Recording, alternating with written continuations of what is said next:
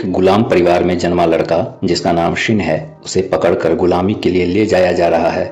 रास्ते में उसकी नजर पड़ती है धरती पर सबसे महान योद्धाओं में से एक जनरल वॉन और उसकी ताकतवर आर्मी पर। शिन की आंखें चमक उठती हैं। शिन उनके जैसा बनना चाहता है, लेकिन हकीकत में उसे बहुत ही क्रूर मालिक खरीद कर गुलामी के लिए ले जा रहा है। वह छोटी से छोटी गलती करने पर शिन को बुरी तरह मारता है। उसी मालिक के यहाँ एक और गुलाम लड़का लगभग शिन की उम्र का जिसका नाम ह्यो है, वो भी गुलामी करता है।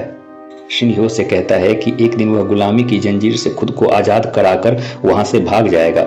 ह्यो कहता है यहाँ से भागना असंभव है, गुलामी ही हमारी किस्मत है। ह्यो कहता है सिर्फ तलवारबाजी ही उन्हें गुलामी से आजादी दिला सकती है। जब शिन और ह्यो जंगल जाते हैं लकड़ियां लाने के लिए, तो ह्यो शिन को तलवारबाजी सिखाता है और कहता है एक योद्धा बनने के लिए हमें अनगिनत अभ्यास करना होगा। दोनों हर रोज जंगल में तलवारबाजी का अभ्यास करते हैं। अब देखते ही देखते कई साल गुजर जाता है। दोनों अब बड़े भी हो चुके हैं और उनका अभ्यास अब भी जारी है। अब शिन और ह्यो तलवारबाजी में उस्ताद हो चुके हैं। दोनों अभ्यास में एक दूसरे को बराबरी की टक्कर देते हैं। एक दिन अभ्यास के दौरान शिन एक आदमी को देखता है जो उन दोनों को अभ्यास करते हुए देख रहा था। उस इंसान का नाम शोबू है, जो किंग एसई का एक मंत्री और वफादार मुलाजिम है। शिन उसे घूरता देख उस पर गुस्सा होता है और हमला करने की कोशिश करता है, पर ह्यो उसे रोक लेता है। जब वो दोनों घर पहुंचते हैं तो शोबू को वहां देखते हैं और देखते हैं कि उनका मालिक शोबू को जमीन पर झुककर सलाम कर रहा है। उसका मालिक ह्यो को बताता है कि शोबू राजा एसई का मंत्री है और उसे अपने साथ ले जाने आया है। शिन को अपने इकलौते दोस्त से बिछड़ने का गम है। ह्यो शिन से कहता है कि हम दोनों ने साथ में महान जनरल बनने का सपना देखा था। शिन कहता है कि ऐसा जरूर होगा, मैं अपना अभ्यास जारी रखूंगा। ह्यो जाने से पहले शिन को कहता है कि वो दोनों फिर से जरूर मिलेंगे। शिन अब अकेला पीछे रह जाता है। अब उसे अकेले ही सारा काम करना पड़ता है, पर वह अभी भी हर रोज ट्रेनिंग करता है। वह पहले से ज्यादा मजबूत और फुर्तीला हो गया है। वह दिन रात तलवारबाजी का अभ्यास करता है। एक रात आराम करते समय कुछ अजीब आवाज से चौंकता है। वह बाहर निकलकर देखता है और उसका होश उड़ जाता है। वह ह्यो को बुरी तरह घायल अवस्था में गिरा हुआ देखता है। उसका एक हाथ कटा हुआ है। वह घबरा जाता है और दौड़कर उसके पास जाता है। शिन पूछता है कि उसकी ये हालत कैसे हुई। ह्यो कहता है किंग के भाई ने तख्ता पलट कर दिया है और किंग एसई की रक्षा करते हुए वह घायल हो गया है। ह्यो कहता है अब तुम्हें ही मेरा अधूरा सपना पूरा करना होगा। ह्यो शिन को एक मैप देता है और अपना दम तोड़ देता है। वह अपने इकलौते दोस्त को खो देता है। वो बहुत रोता है, बहुत चिल्लाता है। वह अपने दोस्त से वादा करता है कि जिसने भी उसकी यह हालत की है उससे वह जरूर बदला लेगा। उसी वक्त शिन अपना तलवार उठाता है और भागने लगता है। उसे वहां पहुंचना था जहां का नक्शा ह्यो ने उसे दिया था। भागते हुए रास्ते में कुछ खतरनाक लुटेरे शिन को घेर लेते हैं। लुटेरे शिन से लूटपाट करना चाहते थे, लेकिन उन लुटेरों को पता नहीं था कि उन्होंने अपनी मौत को रोका है। कुछ ही देर में शिन सबको अपनी जबरदस्त तलवारबाजी से मौत के घाट उतार देता है और फिर से भागने लगता है। फिल्म में दूसरी तरफ हम किंग एसई के छोटे भाई जियाओ को देखते हैं, जो सिंहासन पर बैठा हुआ है और राजा के मरने की खुशी मना रहा होता है। तभी उसका एक सैनिक आके बताता है कि आपने जिसे मारा वो राजा नहीं बल्कि उसका एक हमशक्ल था। शिन दौड़ते हुए उस जगह पहुंचता है जहां का नक्शा ह्यो ने उसे मरते समय दिया था। वहां पहुंचकर उसे ह्यो के जैसा हूबहू दिखने वाला एक शख्स दिखाई देता है, जो कि उस राज्य का राजा एसई होता है। इससे पहले कि शिन कुछ और समझ पाता, राजा पूछता है कि क्या तुम ही शिन हो। शिन कुछ समझने की कोशिश कर ही रहा था, तभी वहां एक अद्भुत शक्तियों वाला खतरनाक हत्यारा आ जाता है और वह हमला करता है। वह हत्यारा कहता है तुमने हम सबको अपने हमशक्ल के खेल से धोखा दिया है, अब तुम मुझसे नहीं बच पाओगे। अब शिन सब समझ चुका था कि उसका दोस्त राजा की हमशक्ल होने की वजह से मारा गया। उसे राजा पर बहुत गुस्सा आता है, लेकिन इससे पहले वह उस हत्यारे को मारना चाहता है और उस पर जोरदार हमला करता है। लेकिन वह हत्यारा बहुत ही ज्यादा ताकतवर था। वह शिन पर भारी पड़ता है, लेकिन अपने दोस्त की मौत के गम में डूबा हुआ शिन हार मानने को तैयार नहीं है। वह अपने पूरे ताकत से उस हत्यारे पर हमला करता है और उसे मार गिराता है। अब उस हत्यारे को मारने के बाद शिन अपना गुस्सा राजा की तरफ मोड़ता है, पर इससे पहले कि शिन राजा पर हमला करता, राजा कहता है कि अगर तुमने मुझे मार दिया तो उन सभी लोगों की कुर्बानी व्यर्थ हो जाएगी जिन्होंने मुझे बचाने के लिए अपनी जान दे दी, और उन लोगों में तुम्हारा दोस्त ह्यो भी है। यह सुनकर शिन कहता है मैं पहले उन सभी को मारूंगा जिन्होंने मेरे दोस्त को मारा, उसके बाद सबसे आखिरी में मैं तुम्हें मारूंगा, तब तक मैं तुम्हारे साथ ही रहूंगा। तभी उनके पास एक अजीब सी चिड़िया के ड्रेस पहनी एक लड़की आती है जिसका नाम 10 होता है। वह उन दोनों से कहती है मैं तुम्हारी मदद कर सकती हूँ इस घने जंगल को पार करने में, मगर मुझे बहुत सारा पैसा चाहिए। दस जानती है कि वो कोई आम आदमी नहीं बल्कि राजा है। दस उसी समय से शिन का पीछा कर रही थी जब शिन ने रास्ते में उन लुटेरों को मारा था। ऐसे ही मान जाता है। अब तीनों आगे बढ़ते हैं, हाथ में मसाल लेकर तीनों अंधेरे में एक गुफा पार कर रहे थे। तभी शिन अचानक से एसई पर गुस्से में हमला कर देता है, क्योंकि उसे बार बार अपने दोस्त हियो की याद आ रही थी और जिसकी वजह से उसके दोस्त की जान गई। उसे अपने साथ देकर वो अपने आप पर काबू नहीं कर पाया। एसई शिन को बताता है कि उसका दोस्त हमेशा से जानता था उसे क्यों चुना गया है। वह अपनी मर्जी से खुशी खुशी ये काम करने के लिए तैयार हुआ था। उसने राजा से कहा था अगर इस काम में उसकी जान भी चली जाती है तो उसे इसका कोई गम नहीं होगा। वह राजा से वादा करता है कि अगर वह मर भी गया तो उसका दोस्त शिन राजा की हिफाजत करेगा। यह सुनकर शिन का गुस्सा धीरे धीरे शांत होता है। अब शिन अपने दोस्त को याद कर सोचता है कि उसका दोस्त उस पर कितना भरोसा करता था।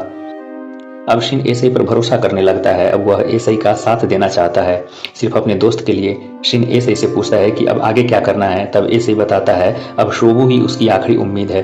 अब तीनों निकल पड़ते हैं उस जगह की ओर जहां शोबू से मुलाकात होने की संभावना है, लेकिन रास्ता इतना आसान कहाँ होने वाला था।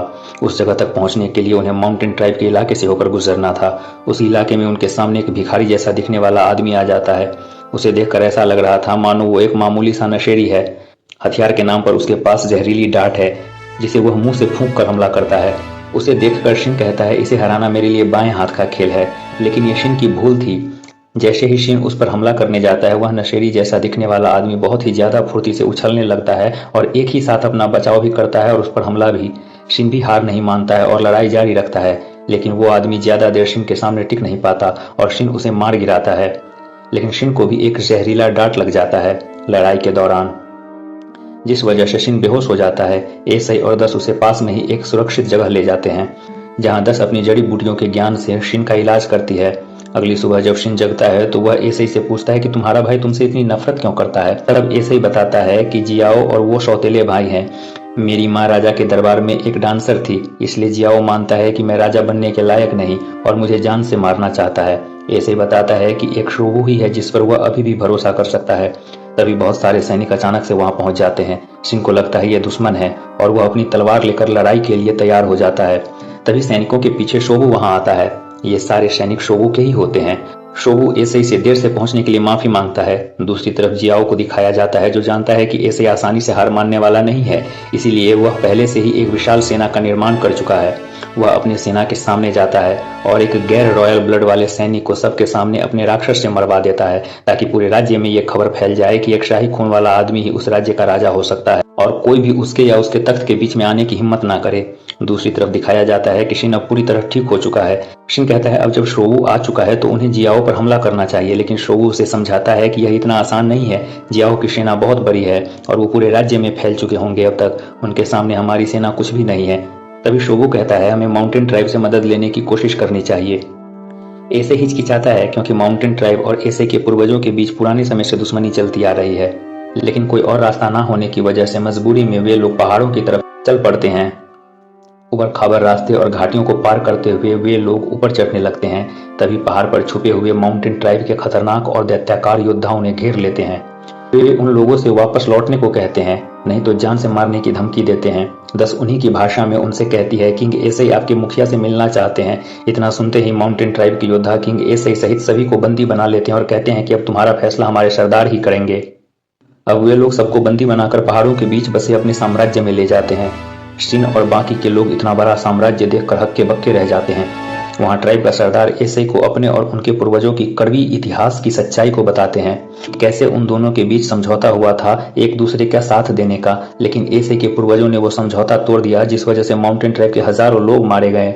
यह सुनकर एसई बिना किसी शर्म और घमंड के अपना सर ट्राइब के सरदार के सामने झुका लेता है और कहता है मैं इस सच्चाई से अवगत हूँ और शर्मसार भी। मैं आपसे और आपके लोगों से तहे दिल से माफी मांगता हूँ। मैं बीते हुए इतिहास के पन्नों को नहीं बदल सकता, लेकिन मैं चाहता हूँ अब सब एक साथ मिलकर रहें, शांति से रहें और अपने पूर्वजों की गलतियों को सुधारें। लेकिन मुझे अपना राज्य वापस पाने में आपकी मदद चाहिए। यह सुनते ही ट्राइब वाले गुस्से में चिल्लाने लगते हैं और कहते हैं ये लोग भरोसे के लायक नहीं है, ये फिर से हमें धोखा देंगे। काफी देर सोचने के बाद ट्राइब का सरदार अपना मुखौटा हटाता है। ये देख सभी लोग चौंक जाते हैं, क्योंकि उस मुखौटे के पीछे एक लड़की होती है जो माउंटेन ट्राइब की चीफ है। वो अपने लोगों को आदेश देती है कि सभी को इकट्ठा करो और युद्ध की तैयारी शुरू करो। मतलब अब वह एसई का साथ देने को तैयार है। अब एसई की छोटी ही सही लेकिन एक मजबूत सेना है। अब माउंटेन ट्राइब के साथ मिलकर एसई युद्ध की योजना बनाता है। चूंकि माउंटेन ट्राइब के सभी लोग मुखौटा पहनते हैं, इसीलिए अब एएसआई खुद और अपनी पूरी टीम को मास्क पहनने के लिए कहता है और माउंटेन ट्राइब में शामिल होकर ये सब जियाओ के महल के सामने पहुंच जाते हैं। महल के अंदर जियाओ को संदेश पहुंचाया जाता है कि माउंटेन ट्राइब शांति समझौता करना चाहते हैं। जियाओ जो पहले से ही अपनी सेना को बढ़ाना चाहता है, मजबूत करना चाहता है, समझौते के लिए मान जाता है। लेकिन जियाओ माउंटेन ट्राइब के सामने एक शर्त रखता है कि उनके चीफ के साथ सिर्फ 50 लोग ही अंदर आ सकते हैं, बाकी सैनिकों को महल के बाहर ही इंतजार करना होगा।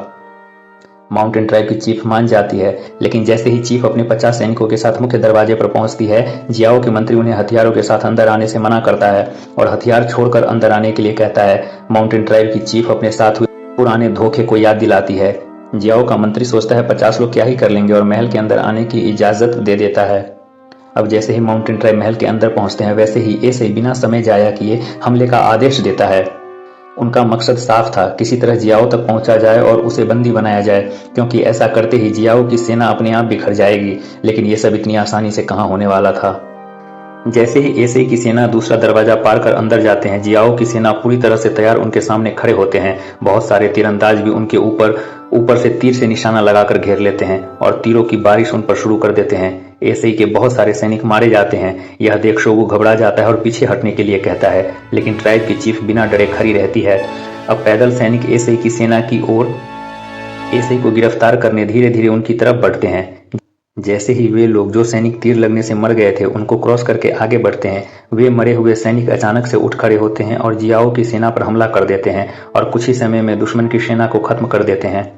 दूसरी तरफ एएसआई की एक सेना जिसको शिन लीड कर रहा था, वो लोग एक गुप्त दरवाजे से महल के अंदर घुसते हैं, लेकिन जनरल साजी पहले से ही बीच रास्ते में उन लोगों का इंतजार कर रहा था। जनरल साजी एक खतरनाक योद्धा है, वह अकेले ही सेना की एक टुकड़ी को खत्म कर सकता है, लेकिन जनरल साजी सिर्फ एएसआई को अपना निशाना बनाना चाहता है और एएसआई को वहां ना पाकर जनरल साजी वहां से चला जाता है। मौके का फायदा उठाकर शिन और उसके साथी जियाओ की सेना पर टूट पड़ते हैं। दूसरी तरफ जियाओ अपने महल में बैठा काफी खुश हो रहा था कि उसका भाई खुद चलकर मौत के मुंह में आ गया है। अब शिन के सामने एक बड़ा दैत्य आ जाता है, जिसे देखकर पहली बार शिन भी डर जाता है। डर उसके चेहरे पर साफ झलक रहा था। अचानक दानव शिन के पूरी टीम पर भारी पड़ रहा था। वह शिन के सैनिकों को उठा उठाकर पटक रहा था और दूर फेंक रहा था। शिन अपने डर पर काबू पाकर सही समय और सही स्पॉट पर हमला कर दानव को गिरा देता है और उस दानव का अंत कर देता है। अब शिन दैत्य को मारने के बाद वहां पहुंचता है जहां जियाओ होता है। शिन को अपने सैनिकों के साथ वहां देखकर भी जियाओ बिल्कुल भी नहीं घबराता, क्योंकि उसके साथ उसका सबसे खतरनाक योद्धा जनरल साजी होता है। उनमें युद्ध शुरू होता है। जनरल साजी बड़ी ही आसानी से माउंटेन ट्राइब के खतरनाक योद्धाओं को हरा देता है। अकेले जनरल साजी शिन के पूरी टीम को पछाड़ देता है। दूसरी तरफ एएसआई और उसकी सेना थकने लगती है, क्योंकि जियाओ की सेना लगातार बढ़ती जा रही थी। लेकिन जब सैनिक अपने राजा एएसआई को बहादुरी से लड़ते हुए देखते हैं तो एक बार फिर से अपने पूरे ताकत को इकट्ठा कर खड़े होते हैं और फिर से लड़ने लगते हैं। दूसरी तरफ साजी शिन को बुरी तरह पीटता है और घायल करके जमीन पर गिरा देता है। जनरल साजी एक एक करके सबको पछाड़ देता है। अब आखिरी में शिन और 10 ही बचे हैं। शिन इतनी बुरी तरह घायल है कि उसमें खड़े होने की हिम्मत तक नहीं है। शिन को उसका दोस्त दिखाई देता है और अपना वादा याद करवाता है। जब साजी उसे मारने ही वाला होता है, शिन तभी खड़ा होता है और उड़ते हुए साजी पर जोरदार किक से हमला करता है। आज पहली बार जनरल साजी का खून निकलता है, जिसे देख वो खुद भी हैरान हो जाता है। फिर शिन वही मूव इस्तेमाल करता है जिसका अभ्यास उसने बचपन से हजारों बार किया है। जनरल साजी अपने बचाव में अपना तलवार आगे करता है, पर शिन का हमला इतना ताकतवर था कि साजी के तलवार को तोड़ते हुए शिन की तलवार जनरल साजी के गर्दन में घुस जाता है और जनरल साजी वहीं खत्म हो जाता है। जनरल साजी जैसे योद्धा की मौत देख जियाओ घबरा जाता है। जियाओ के सारे मंत्री साजी की मौत देखकर डर के मारे भाग जाते हैं। भागते हुए एक मंत्री 10 को छुरा मार देता है, लेकिन अजीब से कपड़े के अंदर पहनी हुई आर्मर की वजह से वह बच जाती है। शिन जियाओ को बंदी बनाकर बाहर उसके सैनिकों के सामने ले जाता है। जियाओ के सैनिक हार मान जाते हैं। अब कोई भी सैनिक जियाओ की बात नहीं मान रहा था, जिसे देख गुस्से में जियाओ एएसआई पर हमला करता है, पर एएसआई आसानी से उसे संभाल लेता है। एएसआई जियाओ को घायल कर देता है और उसे बहुत बुरी तरह मारता है, लेकिन जान से नहीं मारता। एक सैनिक एएसआई को राजा मानने से इनकार कर देता है और युद्ध के लिए चुनौती देता है। उसी वक्त वहां एंट्री होती है धरती के सबसे महान योद्धाओं में से एक जनरल वॉन की। जनरल वॉन की विशाल सेना को देख दोनों तरफ के सैनिक अपना हथियार डाल देते हैं। एएसआई जनरल वॉन से पूछता है कि वह आपसी लड़ाई में दखल क्यों दे रहा है। जनरल वॉन कहता है, यह एक मूर्खतापूर्ण लड़ाई है जिसमें अपने ही लोग एक दूसरे को मार रहे हैं। जनरल वॉन एएसआई से पूछता है कि तुम कैसा राजा बनना चाहते हो और सोच समझकर जवाब देने को कहता है। एएसआई तुरंत जवाब देता है कि मैं एक ऐसा राज्य का निर्माण करना चाहता हूं जहां कोई भेदभाव ना हो, लोग शांतिपूर्ण तरीके से एक दूसरे के साथ मिलजुल कर रहें।